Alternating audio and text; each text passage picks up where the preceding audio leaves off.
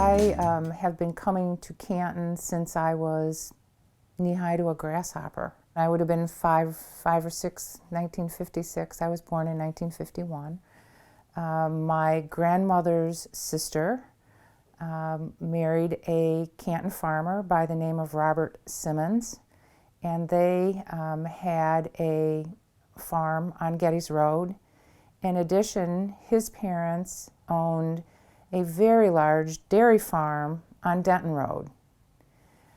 So as a child, my love of animals brought me to spend a couple weeks on the farm with Aunt Ruth and Uncle Bob. And I, baled hay and milked cows and ran around the farm. And so that was my first exposure to Canton Township.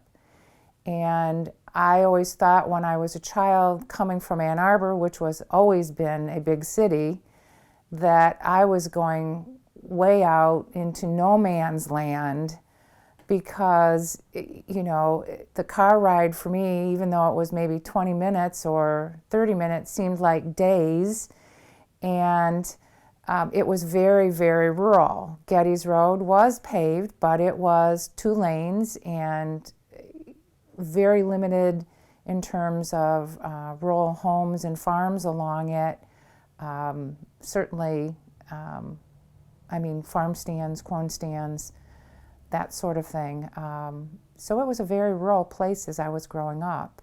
Denton Road was dirt, and we'd get into the truck and go down to the farm, and again, really the only thing there was the farm at that time. And I was big enough that, I was independent. They didn't have to take care of me as a toddler, and I could roam around the farm somewhat unsupervised. I wouldn't say unsupervised because they kept an eye on me, but I was independent enough that I could, play outside and collect eggs and ride on the hay wagon and that sort of thing. Denton Road was lined with big tall trees, so it was a canopy over the road. And that's my introduction to Canton Township as a child. I became more involved with Canton Township because my cousin introduced me to my husband, Lauren, on the farm. And as we approached high school, they would come to the city where we had a big swimming pool, and it became the place where high school kids congregated for summer evenings to swim and go out and have a burger. Lauren and I were married in '73, and the first home we purchased was in Canton, across the street from where he grew up on Denton Road. And we lived in that home on Denton Road for many, many, many years. We probably purchased it in '75, perhaps, early '75.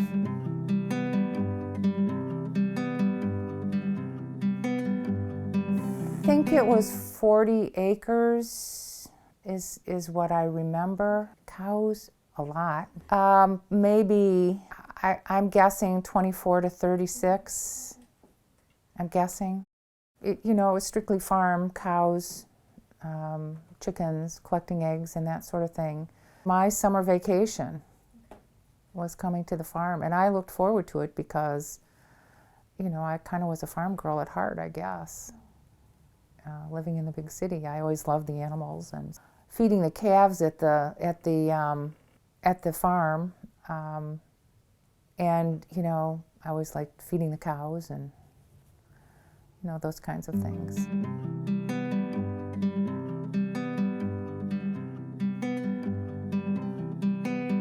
As teenage girls do, I always wanted a horse and never was able to do that when I was in a teen.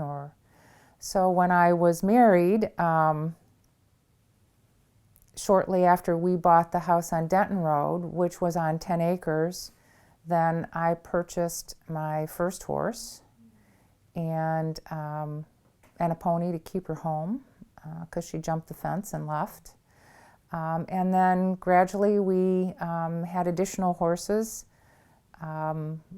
My daughter, Wendy, showed in 4-H fair over at the 4-H fair in Wayne County, and she had a pinto pony. I raised standard bred race horses for about 4 or 5 years on the property. That was a lot of fun. So we did the whole breeding and raising horses and riding horses. We would ride down Denton Road and towards Cherry Hill Road and cross over the Denton Road Bridge, which in its own right had history. People are aware there are a lot of ghost stories about the ghosts on the Denton Road Bridge. And some of those stories go back to a time when Eastern Michigan used to have their plebes pledge for fraternities, and they would bring those people out blindfolded with lanterns, and their job was to find their way back to Eastern Michigan and the fraternity house. And so in the middle of the night, stories of ghosts arose from these people who were carrying lights through the fields trying to find their way back to Eastern Michigan. In addition, there are stories of people hearing voices and crying and babies crying at the Denton Road Bridge. And whether all of that, is true or fiction, I can't swear to, but I know on occasion when I would ride the horses down, there were times, and also my daughter, when her friends would ride the horses down, on occasion they would walk right over the bridge, no problem. And there were occasions when you could not get them to set a foot on that bridge. They would spin around and go the other way. So whether there's something there or not is, I guess, yet to be determined.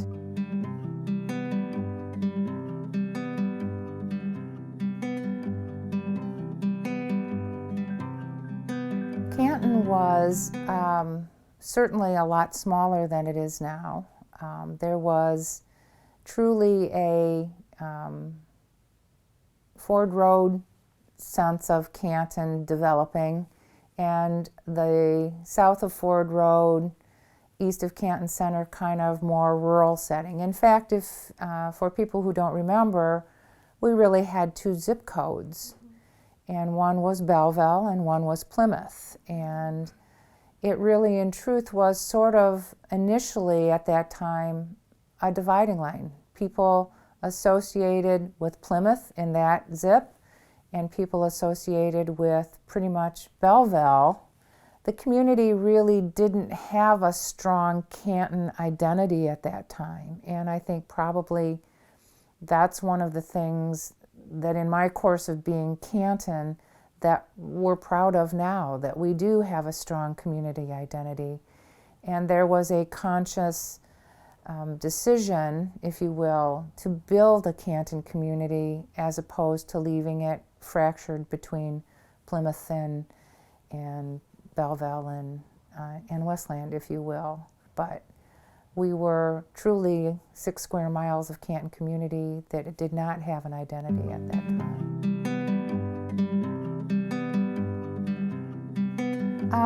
Lauren grew up in Canton, born and raised here, and he got interested in running for trustee. So he mounted a campaign to run for trustee. I actually had gotten active in Canton kind of simultaneously because a gentleman by the name of Bart Berg, who was very active in the Canton community, approached me and said, we really need someone to step in and be part of the Canton Historic District Commission. And at that time, the commission was more a social group of people who met and talked about history versus a commission that really strove to preserve Canton's history. And it ran in conjunction with the Canton Historical Society, but I would say the Canton Historical Society at that time was the stronger of the two vehicles for preservation. And at that time, he also asked Melissa McLaughlin if she would consider, because he saw the benefit of making it a stronger organization that was tied to state historic preservation, assets related to that in terms of the National Trust and preservation in terms of designations, and said if he knew anyone that could do that, the two of us could pull that together. And we did. We made it a life mission for over 25 years to strengthen the Historic District Commission as a vehicle to preserve some of this history that we found in Canton Township. Once we sort of developed the Historic District Commission, we sort of separated functions, if you will.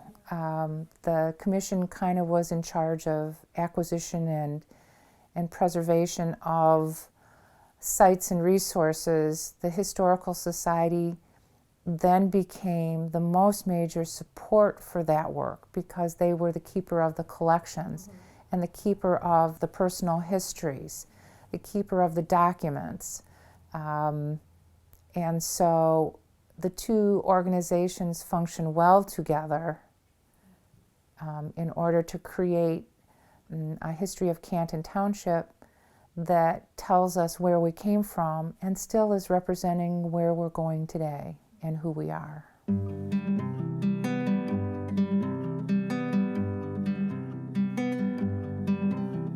I was teaching. I taught school for 22 and a half years in Pontiac, Michigan, and I was looking for something to be more active in the community. So when Lauren decided that he would run for the Michigan Senate, and it looked kind of like there was a good opportunity that he would be elected to that office, and was, I looked at him one day and said, well, who's going to run for clerk?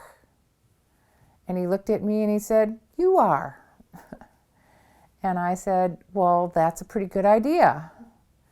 So following his campaign of almost 2 years to get him elected to the Michigan Senate, I then mounted a campaign to run for Canton Township Clerk in a special election that was held primary in April and a general in May, and I was elected at that time to become Canton Township Clerk. The interesting part of all of that is that I was pretty active in the community before that, whether it be through the Canton Historic District Commission or the Historical Society, or I volunteered in, Goodfellows or other things, Lions at that time, JC's. JC's was a big organization back then, and haunted houses. So, it wasn't that I was coming from nothing, a zero space. I had worked in the community and loved the community. And so for me, being elected Canton Township Clerk was sort of a natural transition.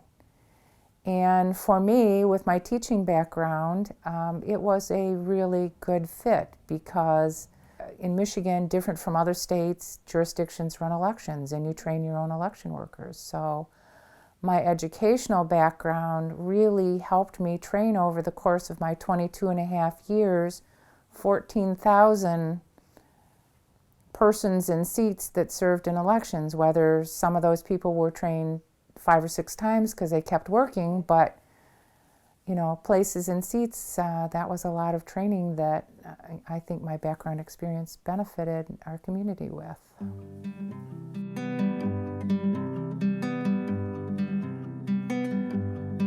I probably loved my job as clerk the most. I loved the teaching part of it. I loved the interaction with all of the people that I came in contact with, whether it be through the office or through elections. I feel that at the end of my term, I left the Canton Township Clerk's office and Canton Township in a good position.